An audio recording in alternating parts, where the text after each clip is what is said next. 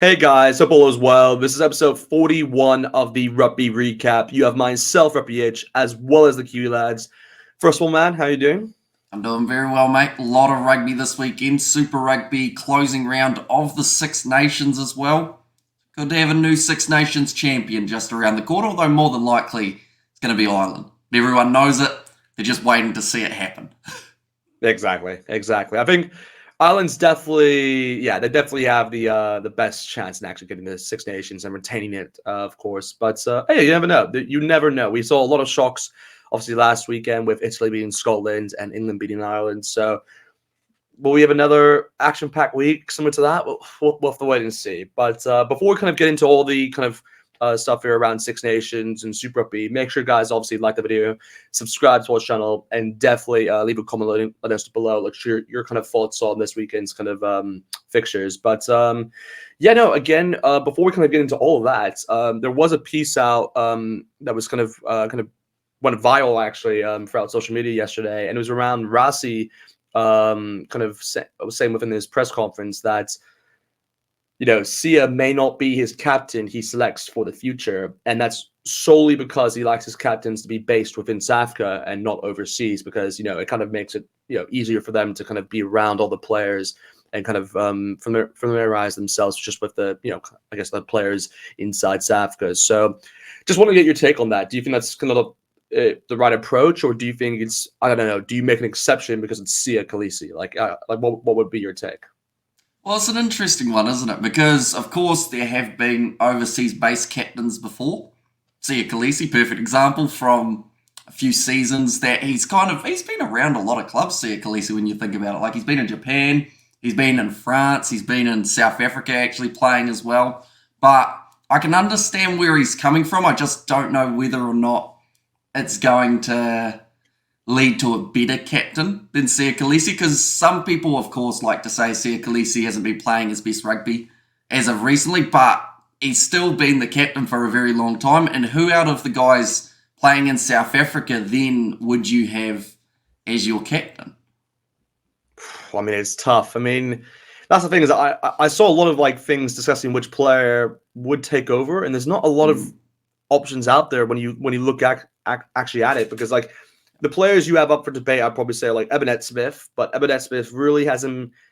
He's probably the main one you could probably point out, but again, he's never really taken on the captaincy role, and that's during these times where Bongi Manomi's got ahead of him. You've had Lukhanyo Am, who's got ahead of him. So it's like there's players who have always been seen more as a leadership leader, kind of in that way, preferred in reference towards Ebenet Smith. But you never know. I mean, Ebenet Smith is a great player, and obviously someone who is more of like a I guess kind of like a silent leader in the way, like where he can kind of just show just his presence in a way and just kind of lead the team. But I guess you have also someone like Lukhanyo Am, who really is like a kind of like a silent leader. Just he just leads by example in a way, and just doesn't have to speak as much, but he just he does everything on the field, and he's just awesome. But again, he hasn't had as many minutes, I'd say, in the last year or so because of his injury and all that. So I don't know if it makes sense to put him as a captain. And then you have like someone like Bongi Manami, but he's like going to be 37 by the next World Cup, so it doesn't make sense to put him as captain. I would not put Bongi Manambi as captain. Exactly, mainly because the amount that he talks to the referee when he's not captain, just is too much. I think, and I think it's going to end up with them getting in more trouble than good. Like we've seen him take captaincy little opportunities, but I think out of those three options, you mentioned about the silent option of Lukhanyo Am, but do you want a captain to be completely silent in those moments when you need someone to really start, I guess, firing you up and getting the team going? Yeah, I mean, we've seen as well. I mean, he's really just more of a inspirational kind of leader in the way, which he's just very good with talking with the referees. And out of all the players I've listed there, I just don't think anyone will be as good as him in that kind of an position. So yeah, it's a tough one to call. But again, it's there's a lot of players. I mean, like if you're looking for the future in a way, I mean, someone I would consider, I'm not sure if he's a leader in a way because I haven't seen it yet, but Damien Williams is someone who, I don't know, has a bit of a, I don't know, he's kind of like an outside shout, but because he's so much of a future ahead of him, because I know he's going to be there for the next 2 World Cups no matter what, because he's still very young, like he's like 25, I believe, or think like maybe 26. I'm not sure, but he's still very young in that aspect, and that 15 jersey is really now his, I believe. I don't see anyone kind of taking that off him for the future for a long time. So he's someone who's going to be a mainstay, I'd say, in that Springbok side. So I don't know, maybe he can grow into it. But again, there's a lot that comes down towards that because it's really the other players that surround him. And I don't know, like, do you want your fullback to be a captain? Because we haven't seen it often within rugby that I can think of. Like, is there any fullbacks you can think of that have been captain on the international stage? Only really co-captains, I think, normally with either the halfback or someone in that four pack. We saw for a while there that I think Bowden Barrett and I think Aaron Smith were co-captains, weren't they, when Sam Cane wasn't there? But when you look at the amount of experience that they've got, I guess the fact that neither of them were per se actual captain, I guess, it would be a lot of pressure on a fullback because at the end of the day, you've got a lot to organise yourself when you're way back there all alone.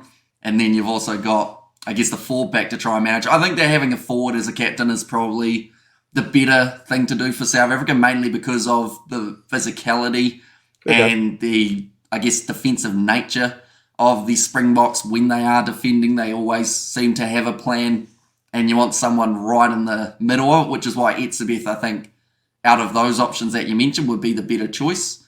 But is he going to stay in South Africa, or is he going to go overseas with the money? Exactly. And then what do? Do you have to change your captain because he's gone over and getting $2 million a year in France?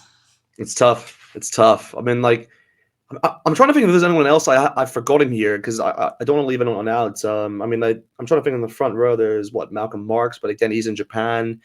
There's Stephen Kitzel, but he's now gone off towards Ireland, of course, and so you can't really think of him. I'm trying to think. There's not really anyone else I can think of. Maybe I'm wrong. Is there? No, you're not. There's not many standing up and saying, I'll take that on, but we'll see. It'll work out, I'd assume. Exactly. We'll see what happens. I'll be surprised if Sia. I mean, you never know. It's Rassi. You just don't know. He's so unpredictable in a way. But it'll be interesting to see if they give the exception towards Sia and allow him to continue being captain. Because again, he has obviously made it publicly known that he wants to continue playing for the Boks and at least play in that Australia Rugby World Cup in 2027. Because I think he'll be like 36 or 37. But hey, we've seen Dwight Vermeulen play, so there's not going to be any, I guess, just any turn down, I guess, for Sia Khaleesi if he's to still hang on to that 6 jersey. But anyway, that's just a kind of an opening thing there. We wanted to kind of talk with you guys. Obviously, let us know in the comments what you guys think about that. But moving on then towards the Six Nations, of course, the last and final week of the Six Nations for 2024. And it's a big one. It's a very big one that we're going to go over right now. And we'll just go straight off the back. The first game being Wales versus Italy. Again, this isn't obviously for the championship, but these two sides are obviously playing. It's a big stake still because Wales, of course, need this. They need a win essentially to not be last within the competition. But if Italy win this, that they actually have an opportunity of finishing 4th, depending on the other results that happen across the round. So there's a lot to play for, I'd say, in this game. But again, this game is being played in Wales at the Millennium, so Wales will have home advantage. But what's your thoughts on this game and just kind of what's your kind of take on it overall? Well, it's kind of the scenario of 5th versus 6th, isn't it? But Italy are 5th, and not many people anticipated that before the Six Nations competition. Currently sitting on 7 points, like you mentioned. If they get a win here with a bonus point, theoretically, they could actually move right up to 3rd in the overall Six Nations table, which would be insane. They can. But Wales also have the opportunity of overtaking the Italians here. So there's a lot on the line for these two sides that some would say have underperformed at times, but also overperformed in other regards. Wales, the fact that they haven't won a game yet, I think really does hurt them in the Six Nations competition. But what better time to do it in terms of coming right than right at the last moment. And just, unfortunately, it would once again push Italy more than likely into last. And I don't think they deserve last for the Six Nations competition. Sadly, there does have to be a winner and a loser. Yeah. Unless they draw. I mean, we've seen Italy already draw a game in the Six Nations. But yeah, it should be a good game. I feel like both sides coming into it will feel confident that they can win it. And It could lead to being, I don't want to say it, but it could be the best game of the weekend in terms of entertainment value. Like, Yeah, yes, we've got a couple yeah, massive games that in some regard people would call like kind of the main events of this weekend, but this is a bit of a dark horse game. mm. So we'll see how it plays out. Yeah. No, I agree. I mean, like saying best game, I'm not sure. I mean, it's going to be a good game, that's for sure. I Mm. actually have another game in mind for the best game of the weekend, but I do think that this will be definitely up there because I think with I mean, this kind of just spoils it, but with the Ireland Scotland game, I think that's really going to be more as a decider, and I think that's just going to be one of those like where Ireland just beats Scotland with ease. I think it's been one of those like where I don't see anything happening within that game that's going to be too surprising.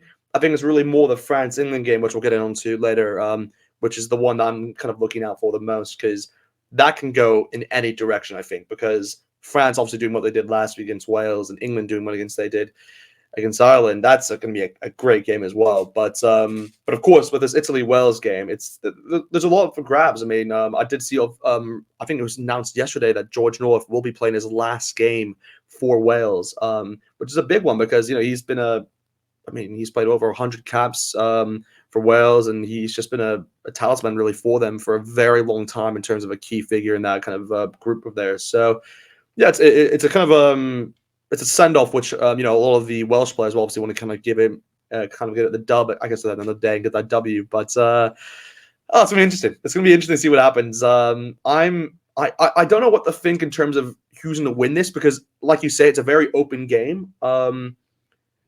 See, my head is saying Wales to win this because it's just at home, and they have everything kind of going. It'll be in their favor, I think. At the same time, the Italians have been so impressive in their last two games that I don't know. I mean, like, they drew against France and they beat Scotland, which is I don't think anyone could have thought that. I don't think anyone could have predicted that before the Six Nations started. So I don't know. I mean, this is the one game I think a lot of people did say Italy could have a chance in winning.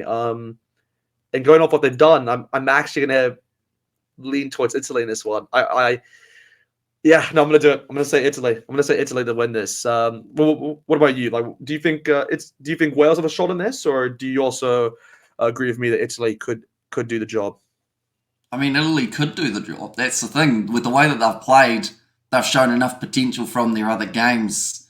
Wales at home, I mean, I'll be honest, the home and away of the Six Nations doesn't seem like it's as impactful as previous years as it has been, but I don't know. I feel like Wales, for me, seeing as they are looking for that first win, like I feel like they'll be that little bit more hungry, but you don't get much more hungry than an Italian when they've got a chance of finishing third in a Six Nations competition.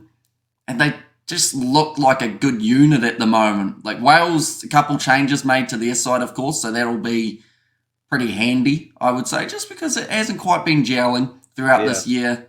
So that doesn't say that they've played badly throughout the Six Nations. I think that's the hardest part of it for Wales is they have had some decent performances. mm, They just haven't got the points on the board, on the yeah, table. But yeah, I'm going to say that Wales will pull it off just because, I mean, it's nice to be different, isn't it? And they probably will be favourites coming into this game, even though they've lost every game of the Six Nations so far. that's But that's the incredible. thing. When are Italy going to have their struggling game? We thought that up against the Irish, oh, yep, that's just normal. Italy are going to be down the bottom. And then ever since then, they've just had close games, Yeah, draw, win. So we'll go with yeah, Wales, but I think Italy could also do it.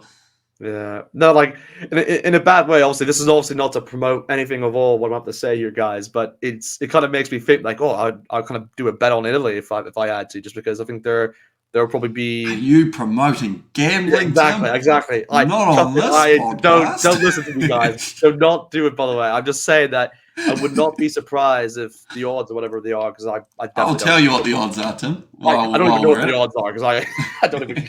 It's like a one thing I try to stay away from. Hmm. But I would So, assume Wales are favorites. But I mean, like if you were a betting man, if that's what you like to do, then I would not be surprised. I mean, I'd say I'd go for it. I'd put a small bet in there for Italy, I'd say. So Wales, they are $1.33 compared to Italy's $3.40. Fun fact, Okay. that is interesting because Wales are actually more of a favourite than France are to beat England.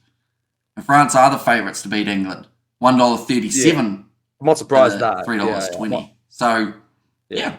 I mean, they are underdogs, but gamble responsibly is the sentence or the Exactly. wording Yeah. that Tim didn't say. I'm trying to encourage there. the big guys.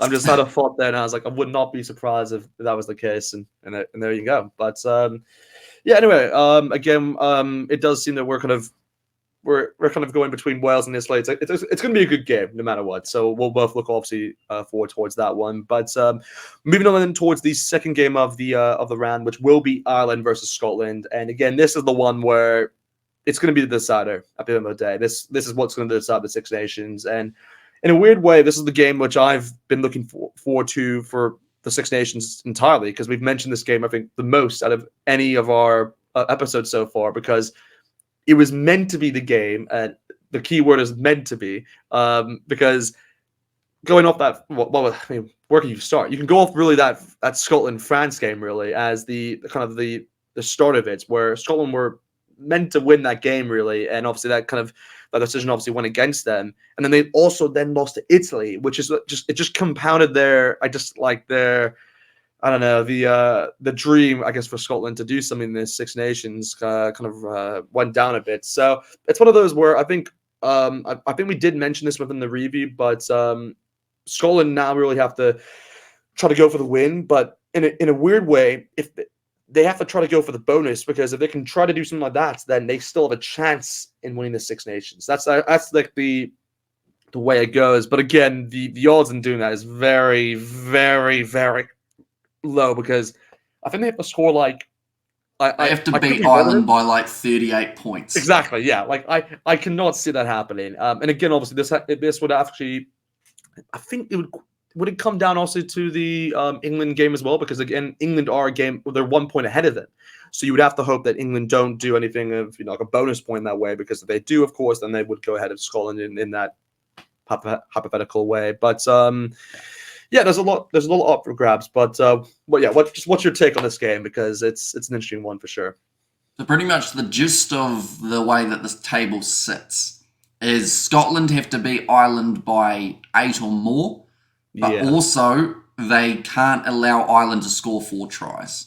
So if they are able to stop the Irish from scoring 4 tries, which we have only seen one side do so far throughout the Six Nations, that being England, then England would need a bonus point win over France, of course, scoring 4 tries of their own away from home to get themselves the win, which would boost them enough so that they don't have to take points differential into it.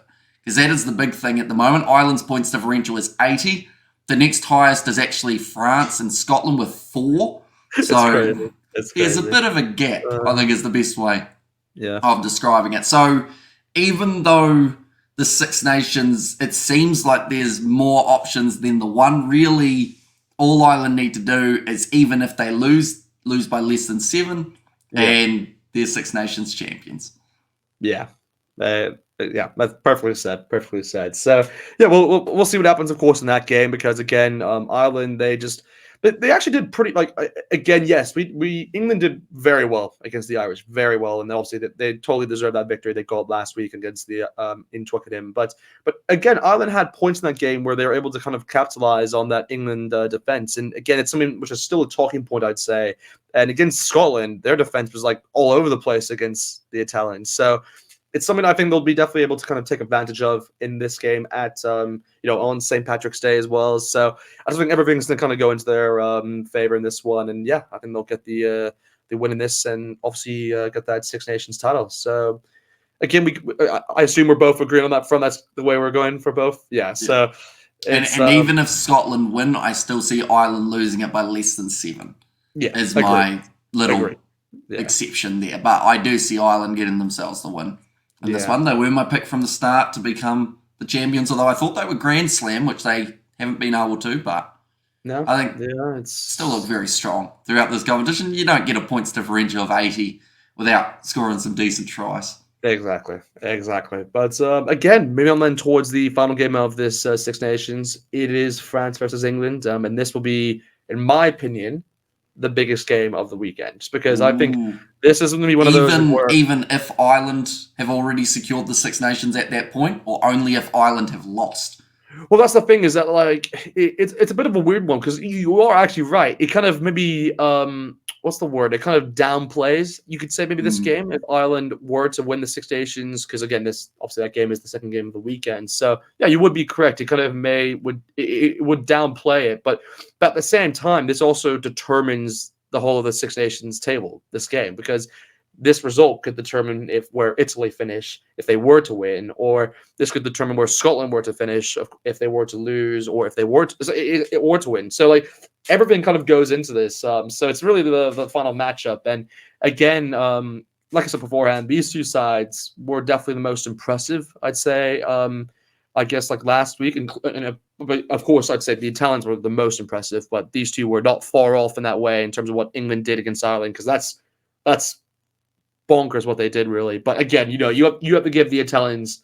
I just think that they had the most impressive results, I'd say, last week, and I've already mentioned that before. But the French, they were very good against the Welsh, and again, both you and me both picked the Welsh to kind of do one on the French on that one, but it didn't turn out that way. And again, the French just were incredible. And I think just I want to quickly mention this. I think on social media, I think I've seen the same clip, I think 100 times, and I mean literally 100 times, of the Garrick doing his like pass all the way down towards the halfway line, that like bonkers pass he did, and it's just like all these like mixtapes on it, like just rap and all that, just like it's like all these little things going on the top of it. It was like, geez, this guy, like he's like everyone's now seen him as the next Dupont, but it's cool. It's good to have someone like that, by the way, in your side, particularly in that 9 position when you have the world's best player anyway there. But all I'm going to say is if that pass was intercepted and Wales scored,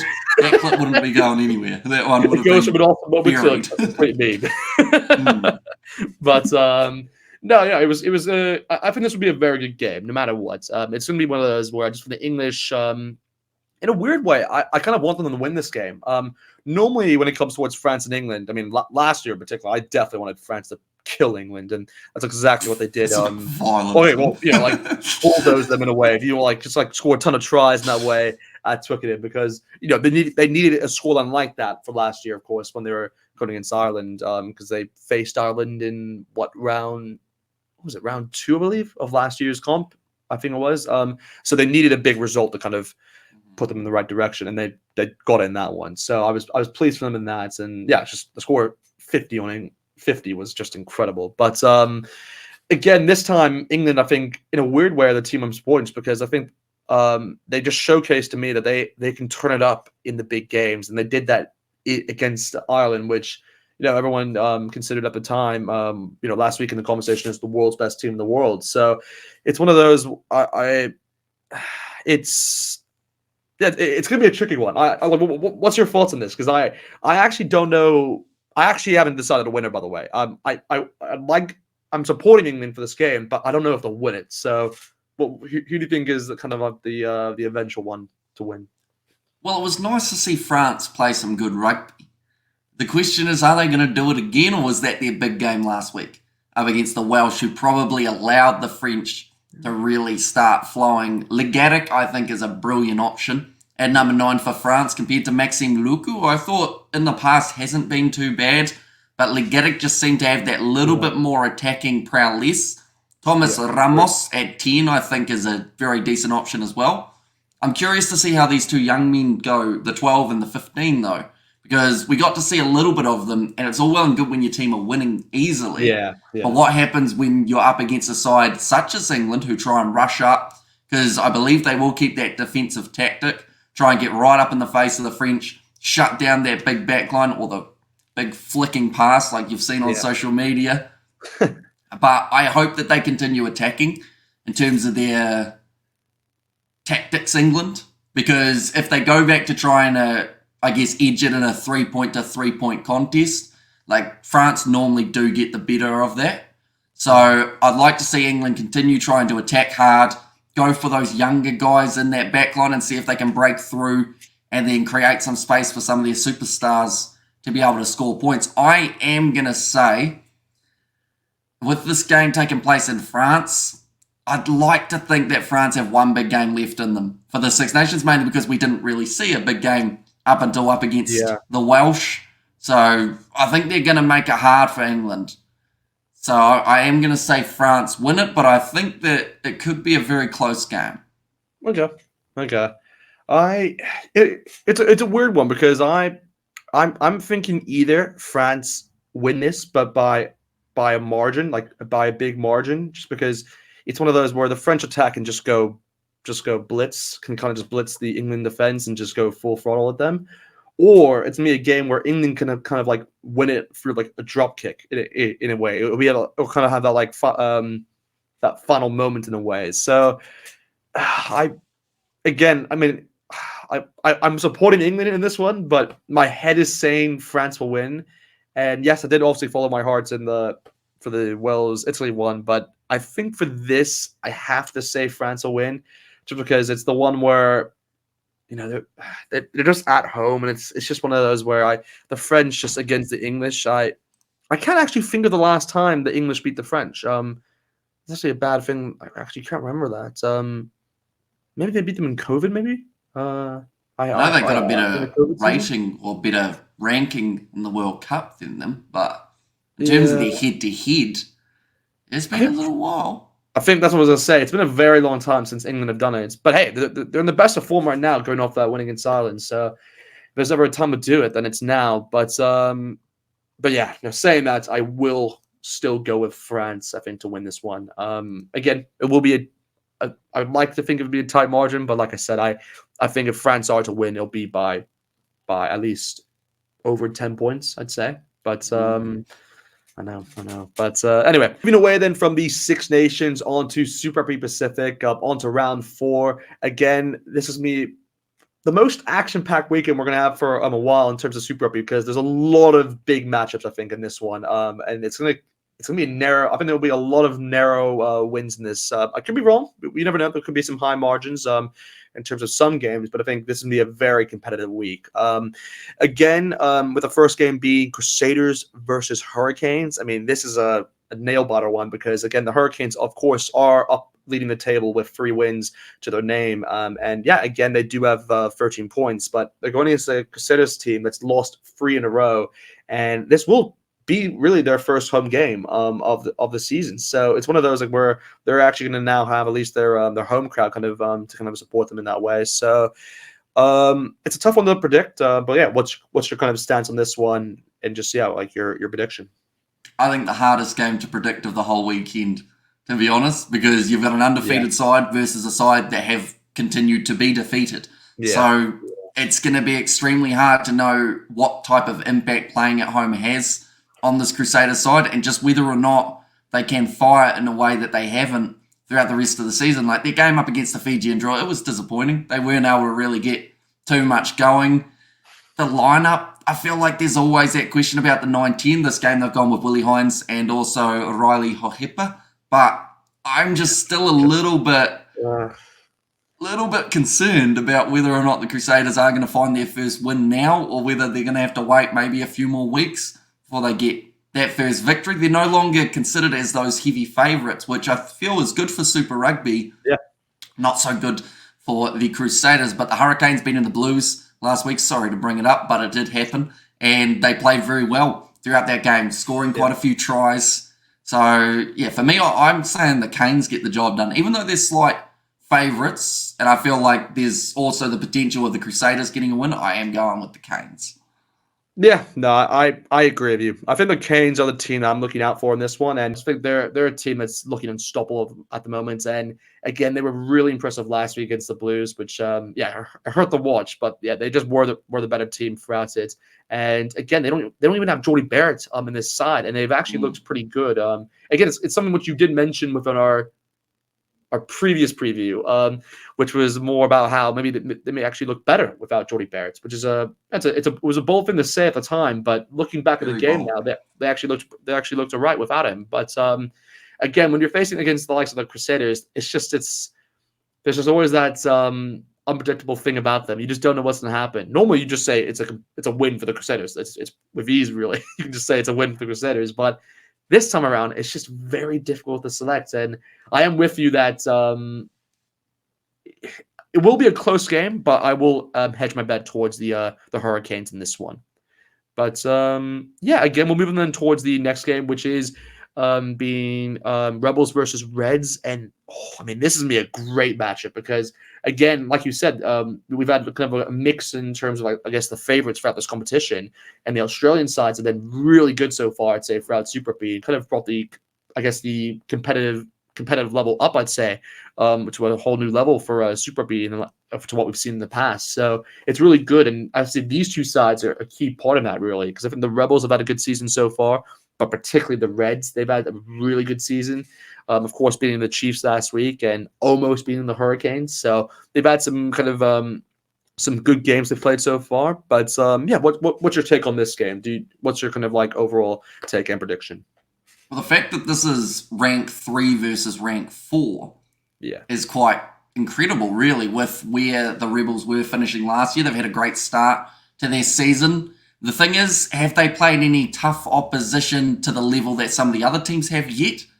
Maybe not quite, but everyone's got to play everyone. So at the end of the day, that's just the way that the draw is. The Reds, I think, do come in as quite heavy favourites in this contest, but the Rebels, they've been able to score tries and they have looked good throughout a majority of their performances. Their first game up against the Brumbies, they were a bit shaky, but after that, seems like they have kind of come right. But I am going to say the Reds do take out this game. I think that the replacements that they had to make after Paisami and Patai got injured, I think that they're still looking very strong with that backline. Yeah, no, I agree. I think the Reds definitely are the favorites going into this game, but like I said beforehand, the Rebels are a team which you can't really underestimate because they're a team which I think in a weird way, it's actually going in their favor that they've played, I guess, the harder teams at the start because, again, with the Rebels having so many new players, they need to build that chemistry from the beginning. So it's actually good that they have been able to kind of play the games they've played now against. Their first game was against the Brumbies, then Western Force, and then Moto Pacifica. I think it's actually been a good run-in for them actually so far, and then it looks actually better as it's gone by. So yeah, it's gonna be an interesting game overall. Again, this is being played in Melbourne, so they will have home advantage. But again, the Rebels, the Reds, of course, did play here recently in the Melbourne Super Rounds, so it's not gonna be anything new for them really in this sense. But I will also agree that the Reds, I think, will get this win. Again, I think last year, if I'm not mistaken, I mean, I could be wrong in saying this, but this is actually a very, very one-sided game, actually. I think the Reds demolished it. I could be wrong. If I go on the results now, like if I go Rebels, Reds, I'm leaning out of frame. There we go. Results. If I go results, I think it was like in the 70s, wasn't it? Like, was it 70s or? I think it was a high-scoring game. It was maybe it wasn't this one. I'm not sure. I mean, I'm seeing here Rebels beat the Reds 40-34, but that was that. Okay, so that was 2023. So okay, the Rebels did win that game. Is it the away? A high-scoring one. Okay, I don't think they played each other twice, did they? Oh, you're thinking of the Force Reds when the Reds won 71-20. Oh, see, that's the one I'm thinking of. Okay. Well, scrap that then. I mean, it's actually a good sign that maybe the Rebels could do this. Could do a job here. Yeah, I think the Reds are favorites in this, but I want to say Rebels though. Actually, that I might actually switch my mind on that. You know what? I'm gonna go with the Rebels. I'm gonna go with the Rebels. Okay. Go with a little bold prick right there. They've become like a new favorite team of mine when it comes towards these predictions. But hey, we'll see if I'm right or wrong in that sense. But yeah, moving away then from those two games, we have the final one, which obviously on the day, which will be Force versus Moto Pacifica. And again, this will be a good game because I think both teams are obviously in a similar position where they need to kind of get a lot more wins. Again, Force definitely need it more badly than Moto Pacifica, which is a weird thing to say actually, because you normally think of it's the other way around. But I think in this game, it's a tough one because I want to say Moto Pacifica to win this. But in a similar sense to what you said with the Crusaders Hurricanes argument, I think it's gonna be one of those like where the Force need to get a win and they need it badly. And I think this is the game they're gonna get that win in. So I'm gonna hedge my bet towards the Western Force because I think they have some solid players in there. I think like Hamish Stewart has looked pretty good for them. So just the whole back line, it's kind of like coming together a bit as the games have gone on. So yeah, I'm gonna hedge my bet towards the Western Force in this game. Alrighty, well, I'm actually going the other way. I'm saying Moana Pacifica to get themselves the victory. I just think that they've looked so much stronger this year Yeah. than they have in the past two. And I mean, I look through at their lineup, the fact that they don't have Viliami Fine in there makes me a little bit concerned, seeing as he's had such a great start to his Moana Pacifica career. But, you know, their backline, Julian Savia in the midfield alongside Henry Taifu. You've got the experience of Christian Liliafano and some big boys in that four-pack. Western Force, I think they'll keep it close, but yeah, I'm going to say Moana Pacifica to get themselves the win. Fair enough. Fair enough. Yeah, so again, moving on towards the Saturday games, the first one being the Highlanders versus the Brumbies. This will be the exciting matchup, but I'll go first to you in this one. Kind of what's your take, I guess your prediction for this game? It's a hard one because the Highlanders at home, of course, we know what that can do in terms of their confidence. The Brumbies, their backline is looking very good at the moment, definitely with Corey Toole out on that left wing. I think that he has been one of the standouts for them throughout this season. But there's been some brilliant players for the Highlanders as well. In particular, Jacob Ratamaitabuki Nepkins, I think, has looked very strong in their number 15 jersey. The fact that they've got Cameron Miller as the starting 10 makes me a little bit concerned rather than them having the normal option of Reece in that jersey. So I'm going to say, even with that change, though, I'm going to say narrowly the Highlanders get themselves the win here up against the Brumbies, going with the home side to get themselves the victory. I think they come in as slight underdogs. Yes, they do. But we're going to go with that, see if we're correct. Interesting. Okay, so you still think with the because I know like even with the 10, obviously, like you said, Cam Miller obviously playing in that 10 position. Even they don't have Hugh Renton actually at the number 8 as well. I noticed. So that's true.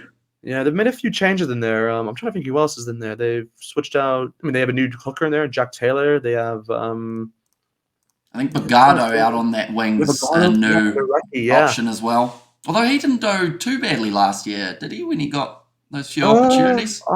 I'll be honest. I can't remember much of what he did last year, and that's not good. I'm not saying it because of my memory. I'm just saying it in terms of like I don't think he was able to do as much as he wanted to. But yeah, I think it's a tough one. This because the Brumbies. The thing is, I want to say the Brumbies actually to win this, but the thing is that they actually didn't. They had a very close game against the Western Force, and that kind of shocked me a bit because I thought they would actually be a higher margin. And going into this game, I thought I could be a bit more confident in predicting the Brumbies, but I don't know. You are right in saying the Highlanders they're able to produce at home, and that's something which they've always been able to do. It's a tough one because they don't have Reece Patchell. That's the thing that's kind of questioning me here. If I even go for the Highlanders. Can we see an away win in New Zealand? We haven't seen one in a while. But yeah, this competition's been unpredictable, so I will go for the unpredictable results and saying the Brumbies to win this. Yeah, I'm gonna say Brumbies. I'm gonna say Brumbies to beat the Highlanders. Oh, that's a tough one to say. I think that's the toughest one I've actually made so far in terms of my predictions. But anyway, moving on then towards the second game, of course, of the Saturday being the Chiefs versus Fiji Ndura. This will be a great game to watch. I think like in terms of like yes, of course, Crusaders Hurricanes will be probably the best matchup in terms of the game overall. But in terms of just attacking rugby from both sides, in terms of the Chiefs and Fiji Ndura, I think this is gonna be awesome because both these sides are just gonna, I think, just not really play a defensive-minded game, I think, and we'll just try to kind of open up the defenses wide open and just score a lot of tries. And I think that's what we're going to see in this game, hopefully. And I think I just have to go for the Chiefs. They're playing at home, but also they're kind of hurting from that loss against the Reds last weekend. So they kind of want to kind of redeem themselves, I'd say, in this one. So yeah, my head's kind of going towards the Chiefs, and I think Mackenzie could have a big one in this because I think he kind of felt. I'm not going to say he felt a bit like he let the team down, but I think he could have made more of an impact, I'd say, in that game against the Reds. Because I think Stevenson did all right in that 14 position because, again, he had to play there just for the one game. But I know that he's going back towards the 15 for this one, so he could also have a big game. But, yeah, I will say the Chiefs to win this. But, yeah, what's your thoughts on this one? Well, you mentioned about the attacking style of rugby that we will see, but that is heavily dependent on whether the Chiefs are going to be catching the ball this week. Because last week we saw a performance from the Chiefs that was so uncharacteristic compared to what they had done throughout the rest of their season. I think that Ratama-McKenzie combo is going to have a lot of pressure on it. I think that Rowe-McKenzie at the moment is actually the better pick out of the combos that they can go with. But they've got Xavier Rowe coming off the bench instead. Same with Quintupai actually getting a late chance for the Chiefs. But, I mean, Kuravuli in the starting lineup for the Draw. Of course, he's going to be entertaining to watch. They've got Naito Kani in the midfield, and also Celestino Ravatamunda is actually going to be moving out to that right wing instead of Apele Momo. I think that there's going to be a lot of excitement throughout this game, and I am going to say the Chiefs win it. But, you know, if they were to get themselves an away win here, the Fijian Draw, definitely up against the Chiefs. That would be probably, I would argue, maybe the biggest win that they can have of the regular season outside of playoffs. Yeah, no, I agree. I agree with you fully. And it's interesting, by the way, I actually didn't know that, but Ratatamana moving towards that 14 spot, because it's something which I actually mentioned on your live chat for the Fijian Crusaders game, where if you had to pick your kind of back line, I guess in terms of the wingers and fullback, who would you go with? And I actually did mention Ratatamana, but I was saying, like, I don't think I could pick him at the 11 spot, because I would choose Hobossi no matter what in that 11 spot. So I'd have to shift him towards that 14 if he were to play that more often. So we'll see if this is a position now on that he continues to play. Well, we don't know, of course, because again, like you mentioned, he has been playing more in that 11 spot. But yeah, I mean, again, I did say George CSC to be my 15 as well. Again, obviously that's up for debate, because you'll have to let I can't remember his running out. There's another 15. I've gone completely blank. Who's the other 15 for Fiji? Fiji, off the current. Yeah, remember, like, we always had this kind of debate. Like, I always said George CSC should be the 15 for Fiji when going before the Rugby World Cup. There was another I've forgotten his name now. He's quite a short player, isn't he? Exactly. Yeah, I can't think of his name. Sareli Mungwala. That's it. Yeah, that's the guy. Yeah, I still would go with George CSC, but again, he has to still kind of come back into it, because he's only played his first game last week. But anyway, besides the points, I think we are both going in Chiefs for that game. Cool. And yeah, again, going off towards that final game, which will be the Waratahs versus the Blues. Again, this will be a good game to watch as well. I think both these sides definitely need to, like, I think the Waratahs actually, I'm mistaken. This is where my memory's a bit clouded. Who did they face last week? They faced the Waratahs last week. They had their matchup up against the Highlanders. Close game. That was a very close game, actually, and that was, I believe, their first game at home as well, if I'm not mistaken. So again, they want to kind of, I guess, redeem themselves in that way, and just kind of like get their first home win if possible. But at the same time, the Blues will also be wanting to kind of redeem themselves following that defeat against the Hurricanes in Wellington. So yeah, both teams have a lot up for grabs here. I think, I mean, the heavy favorite, of course, will be the Blues, but I wouldn't underestimate the Waratahs. I mean, again, they'll have Mark Narkwantawasi at the number 14 spot, I see. There is no Max Jorgensen. I think he's out for this one, if I'm not mistaken, but it'll be a good side. I think the Blues just have so much firepower, because they have brought back all their players in terms of that back line with the likes of Ray Kalawani, Caleb Clark. They also have... who's the other one? They have another player in. Is it Bryce Hean? I think it is. It is, yes, at 12. Yeah, they brought in Bryce Hean back in. So I just think there's a lot of good talent there. And even Hosson Satutu, he's now starting the game again. So yeah, it's going to be one of those where I think the Blues should be able to get the job done. And I would not be surprised if this is like a high margin one, but you never know. You never know. But yeah, I will say the Blues for this one. What about yourself?